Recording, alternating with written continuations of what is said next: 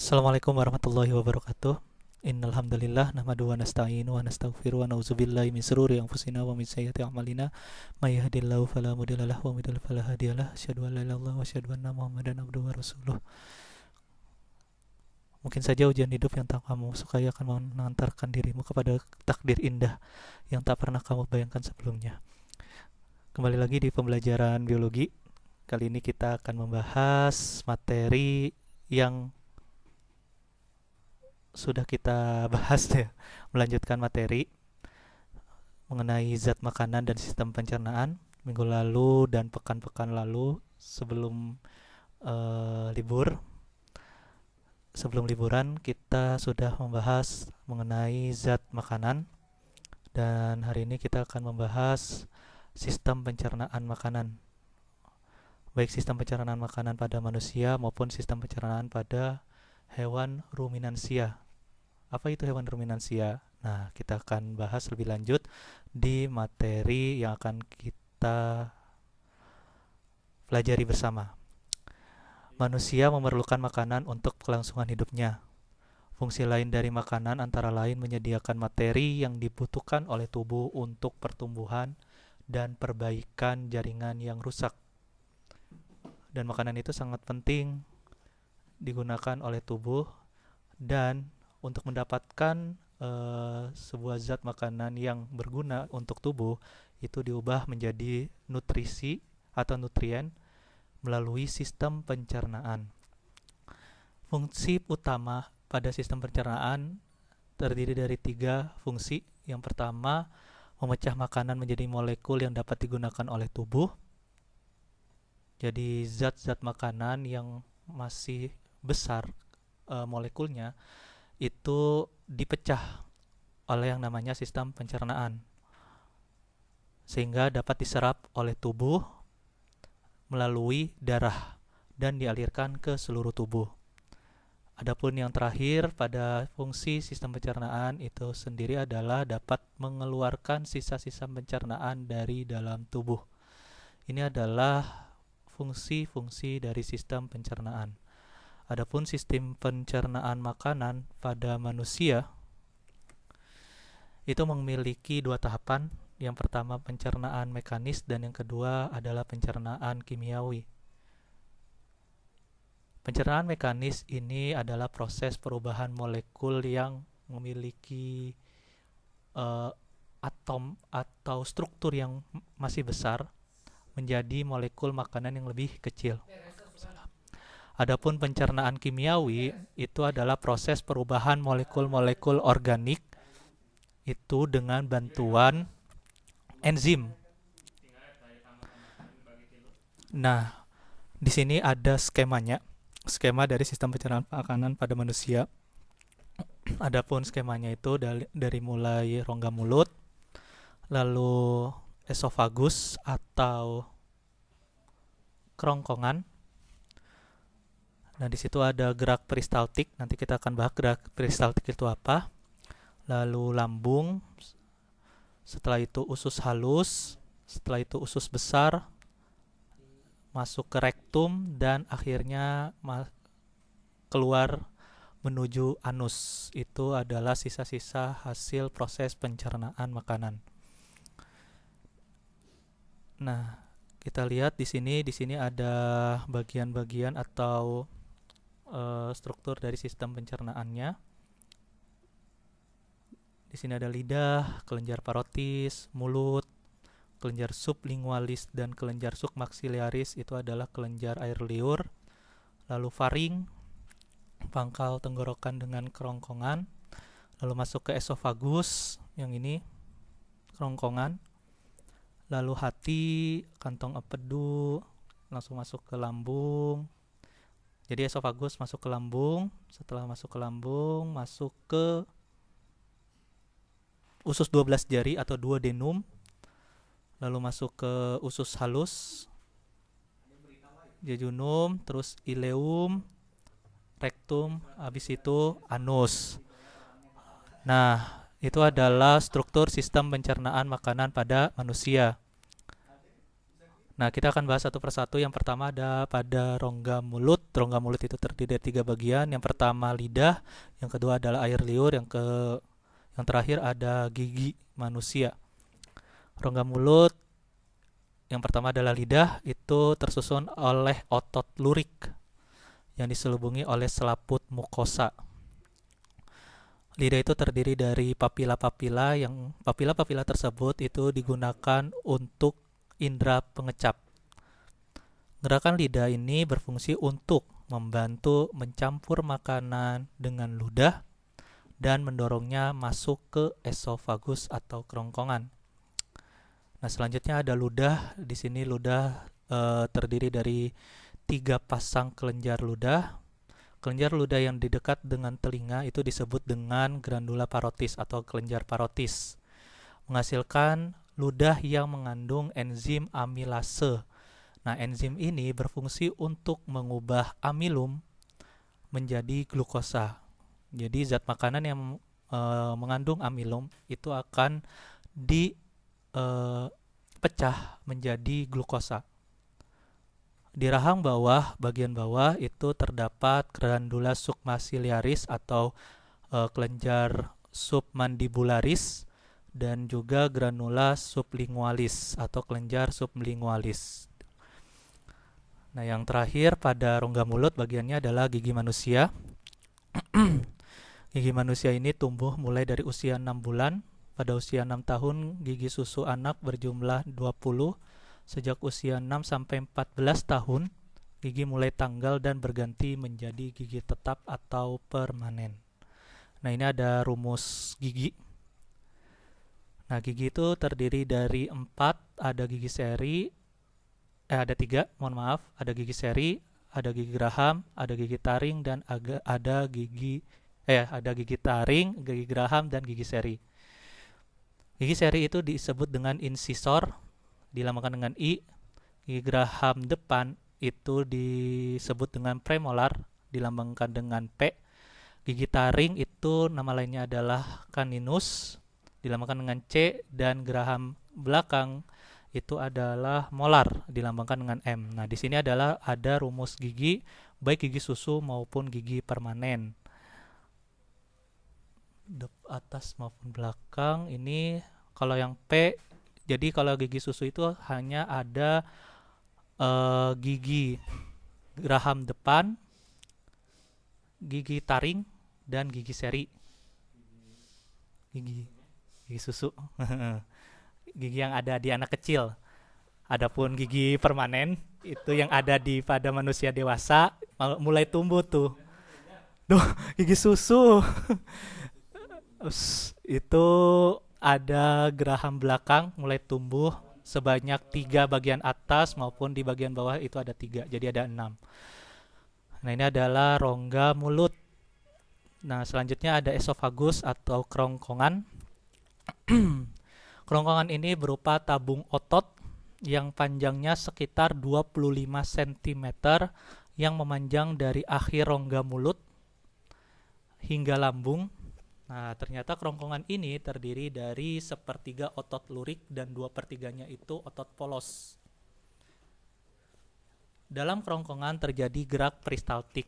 Nah, gerak peristaltik ini yang dapat mendorong makanan dari rongga mulut menuju lambung. Jadi dalam kerongkongan itu terjadi gerak peristaltik. Untuk apa fungsinya? Untuk mendorong makanan dari rongga mulut yang di akhir rongga mulut di epiglotis. Nah, setelah itu masuk ke lambung, itu melewati kerongkongan atau esofagus. Nah, di sini ada bagian-bagian dari kerongkongan dan juga bagian tenggorokan. Ini masih masuk ya, seharusnya nggak perlu di sini. Nah, ini trakea itu adalah tenggorokan dan esofagus itu adalah kerongkongan. Lanjut ke lambung atau yang disebut dengan gaster. Bagian yang permulaan dari lambung itu disebut dengan sphincter kardial atau biasa disebut dengan lubang lambung yang selalu dalam keadaan tertutup.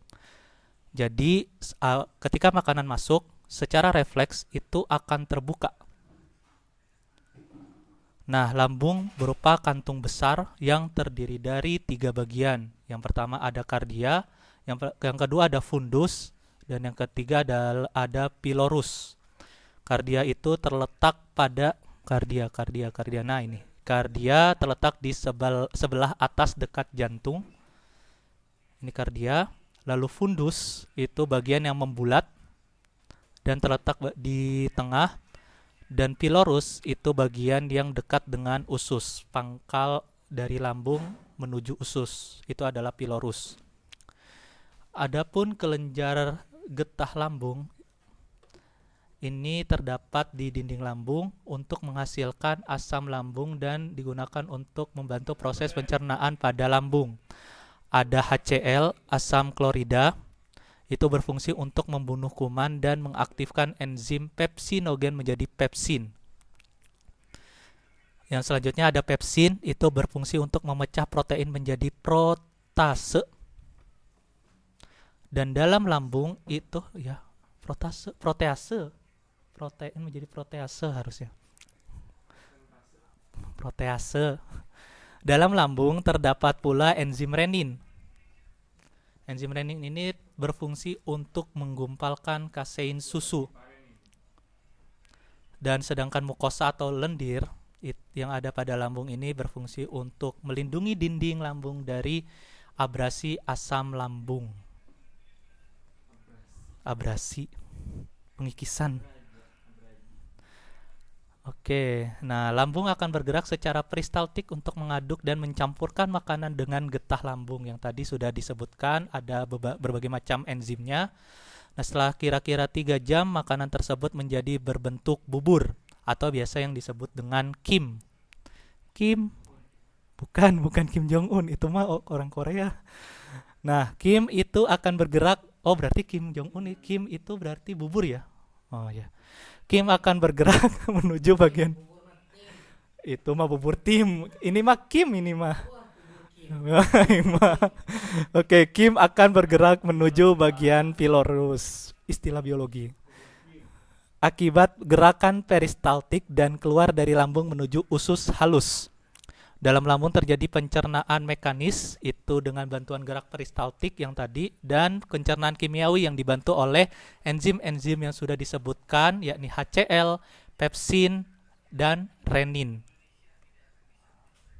Selanjutnya ada usus halus. Usus. Nah, dalam usus halus pencernaan lemak dan protein dituntaskan dan hasilnya itu diabsorpsi atau diserap oleh vili. Itu adalah jonjot dari usus halus. Jonjot. Usus halus berupa tabung yang panjangnya itu sekitar 6,8 meter. Sangat panjang ya. Terdiri atas 3 bagian, yaitu pertama duodenum itu yang disebut dengan usus 12 jari yang panjangnya sekitar 25 cm. Lalu jejunum atau yejunum ya? Jejunum itu panjangnya sekitar 2,5 cm dan ilem dengan panjangnya sekitar 3,6 meter. Jadi dari duodenum terus nanti masuk makanan ke jejunum, nah nanti masuk ke ilem. Itu nanti pangkal menuju ke usus besar. Pada dinding usus halus terdapat vili yang tadi sudah dibahas yaitu jonjot dan makrofili yang berfungsi untuk memperluas permukaan dalam absorpsi makanan atau penyerapan sari-sari makanan. Nah, dinding usus halus ini banyak mengandung kelenjar mukosa. Mohon maaf, ini bukan moksa tapi mukosa yang menghasilkan 3 liter getah per hari. Enzimnya apa saja? Yang pertama ada sakrase, itu mencerna glukosa menjadi fruktosa. Sakrase itu mencerna sukrosa menjadi glukosa dan fruktosa. Itu molekul-molekul yang ada pada karbohidrat. Lalu maltase itu mencerna maltosa menjadi glukosa.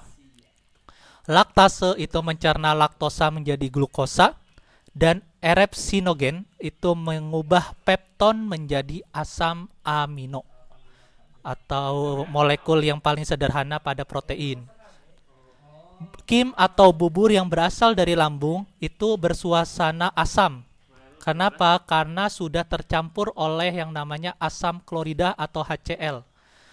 Hal ini merangsang usus 12 jari untuk mengeluarkan hormon kolesitokinin dan sekretin. Apa itu hormon kolesitokinin? Kolesitokinin ini merangsang kelenjar empedu untuk mengeluarkan empedu, sedangkan kerjasama antar kedua hormon tersebut merangsang pankreas untuk mengeluarkan zatnya. Dan prosesnya ini untuk membantu pemecahan makanan menjadi sari-sari makanan yang lebih halus. Hasil dari pencernaan kimiawi pada usus halus itu berupa yang pertama asam amino, yang kedua asam lemak, yang ketiga ada glukosa, dan yang keempat ada gliserol. Adapun asam amino dan glukosa itu diserap oleh usus halus dan dibawa oleh darah menuju hati. Oke. Bukan. Hati manusia lah. Terus asam lemak bereaksi dengan garam karbonat dan bikarbonat membentuk sabun. Sabun bersama gliserol diserap ke dalam fili. Nah, di dalam fili asam lemak melepaskan diri dari garam karbonat dan bikarbonat, kemudian mengikat dengan gliserol, membentuk lemak kembali dan masuk ke tengah fili. Melalui pembuluh limfa, emulsi lemak bergerak menuju vena. Masih ingat pembuluh vena itu apa? Buka kembali di bab tentang sistem peredaran darah. Nah, sedangkan garam empedu masuk ke darah menuju hati dan diubah kembali menjadi empedu. Oke, selanjutnya yang paling penting ini adalah tadi pankreas. Hormon sekretin dan kolesitokinin merangsang bagian eksokrin pankreas agar mengekskresikan yang pertama ada air, yang kedua ada ion, yang ketiga ada enzim, dan yang keempat adalah proenzim. Ion mengandung bikarbonat yang berfungsi menetralkan kim, tadi bubur, sehingga enzim-enzim pankreas dapat bekerja. Adapun enzim-enzim pankreas tersebut ada lipase, ada amilum, ada tripsinogen. Lipase itu berfungsi untuk memecah lemak, amilum untuk mencerna amilum menjadi maltosa, bukan glukosa, amilum menjadi maltosa, dan tripsinogen itu mengubah dari protein menjadi tripsin. Seperti itu. Dan tripsinogen juga itu mengubah lemak menjadi asam lemak dan gliserol. Ini adalah enzim-enzim yang dikeluarkan oleh pankreas. Selanjutnya ada usus besar atau kolon. Fungsi utama dari organ ini adalah untuk menyerap air sehingga dapat membentuk feses atau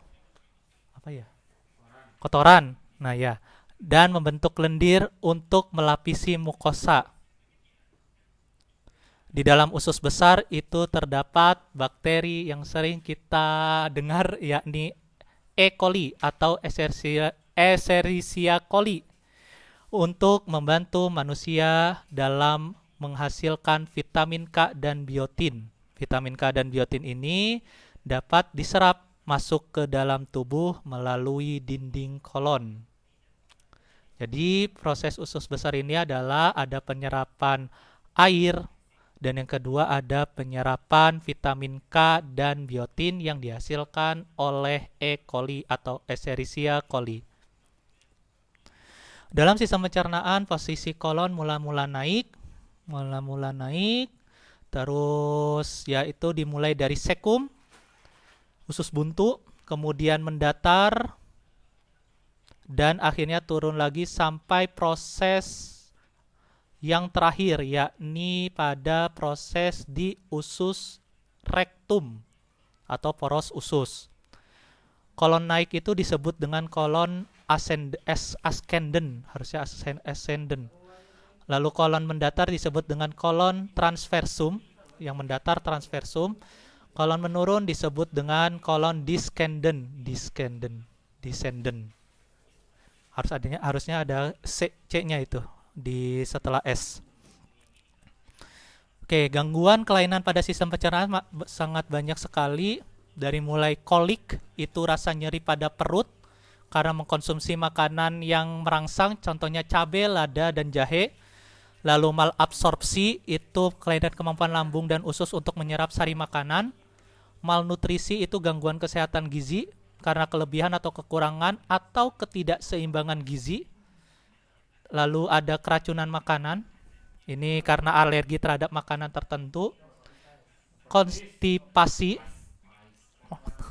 Konstipasi adalah sulit buang air besar karena feses terlalu keras. Ini konstipasi adalah sulit buang air besar karena feses terlalu keras. Ada peritonitis, itu infeksi pada rongga perut. Appendicitis, radang pada appendix. Dan parotis itu adalah radang pada kelenjar parotis. Penyakit gondok ya. Nah selanjutnya Oke, mohon maaf, ini ada kesalahan teknis. Di sini harusnya gangguan lagi. Ini bukan komponen penyusun abiotik ya, tapi gangguan pada kelainan sistem pencernaan. Ada diare, ada sirosis hati, ada heartburn. Oke, ulkus peptikon atau tukak lambung, ada stomatitis, dan sampai gastritis. Radang selaput lendir pada dinding lambung. Oke, kita lanjut. Yang terakhir, pembahasan yang terakhir adalah sistem pencernaan makanan pada hewan mamalia. Sistem pencernaan manusia pada hewan, Sistem pencernaan pada hewan mamalia atau hewan ruminansia, hewan pemakan rumput, pada umumnya sama dengan manusia, kecuali pada susunan dan bentuk gigi serta struktur lambungnya, khususnya pada hewan pemamah biak dan hewan karnivor. Skemanya itu adalah rumput di mulut itu dikunyah oleh, misalkan salah satu contohnya adalah sapi. Nah, lanjut masuk ke esofagus atau kerongkongan, lalu masuk ke rumen. Nah, di situ ada pencernaan polisakarida, protein, dan fermentasi selulosa oleh enzim selulase. Rumen ini. Lalu masuk ke retikulum. Bukan retikulum endoplasma ya, yang kemarin kita bahas di bab pertama, yakni tentang sel. Ini beda lagi, retikulum. Lanjut masuk ke mulut, dikunyah lagi. Lalu setelah itu masuk ke retikulum, masuk ke omasum, dan masuk ke abomasum. Ini adalah pencernaan oleh enzim pencernaan. Ini lumayan rumit ya, proses pencernaan makanan pada hewan pemamah biak. Selanjutnya rongga mulut pada mamalia. Pemamah biak. Nah, bukan mamalia. Rongga mulut mamalia itu dibentuk oleh 3 tahap. Yang pertama ada platum durum, itu langit-langit yang keras. Lalu platum mole, itu adalah langit-langit lunak. Dan velum palastini, itu bagian tepi. Jenis gigi mamalia itu hampir sama dengan gigi manusia, tetapi mengalami perubahan bentuk yang sesuai dengan cara hidupnya. Jadi kalau cara hidupnya dia pemakan daging, itu akan berbeda dengan pemakan tumbuhan. Bisa dilihat di gambar struktur dari gigi karnivor dengan herbivor. Oke, gigi pada hewan mamalia terdiri dari gigi seri, gigi taring, dan gigi geraham. Oh ya, ada geraham muka dan ada geraham belakang, masih sama dengan gigi pada manusia. Fungsi dari gigi seri pada hewan mamalia ini adalah untuk memotong dan mengerat. Terus setelah itu ada gigi taring, itu berbentuk runcing.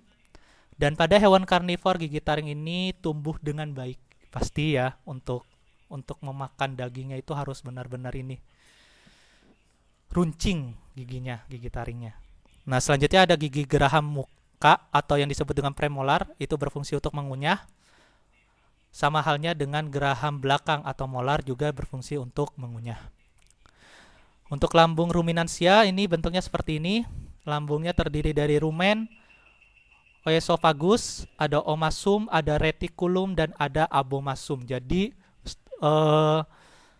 lambungnya itu kalau di sapi ya, kita lihat di sini sangat besar ya berarti ya, karena banyak bagian-bagiannya.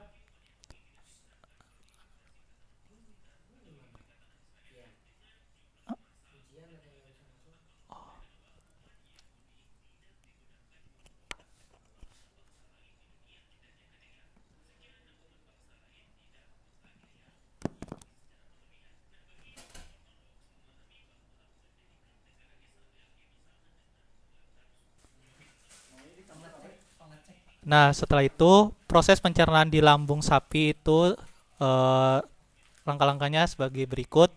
Ada rumput atau daun-daunan itu dikunyah sekedarnya serta dicampur air ludah lalu ditelan ke kerongkongan atau esofagus. Dari esofagus makanan masuk ke rumen. Nah, di rumen itu ada simbiosis antara hewan pemamah biak dengan bakteri dan flagellata yang dapat menghasilkan enzim. Nah, di retikulum, masuk ke retikulum, makanan dibentuk menjadi gumpalan-gumpalan kasar, bola-bola kasar yang disebut dengan bolus. Pada saat sapi beristirahat, maka bolus tersebut itu disimpan sedikit demi sedikit, dikeluarkan dari retikulum untuk dikunyah lagi ke mulut. Ya, sesudah itu ditelan, lagi masuk ke retikulum, lalu ke omasum, dan selanjutnya ke abomasum. Di abomasum itu terjadi pencernaan yang sebenarnya oleh enzim pencernaan. Nah, khusus hewan pemamah biak atau ruminansia seperti sapi, rusa, dan kambing, lambungnya itu terbagi menjadi 4 ruang. Nah, ini ada 4 ruang nih. Ada rumen, ada retikulum, ada omasum, dan abomasum. Oke, selanjutnya yang terakhir usus ruminansia itu, aduh sakit, dapat dibedakan atas usus halus dan usus besar. Usus halus itu terdiri dari duodenum, jejunum, dan ilem. Dan usus besar itu sudah masuk tersendiri ya.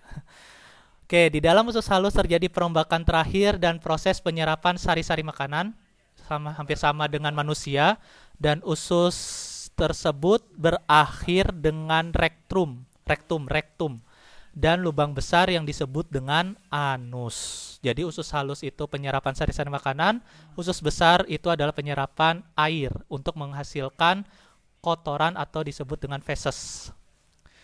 Oke, sampai di sini dulu materi pada hari ini terkait dengan sistem pencernaan makanan.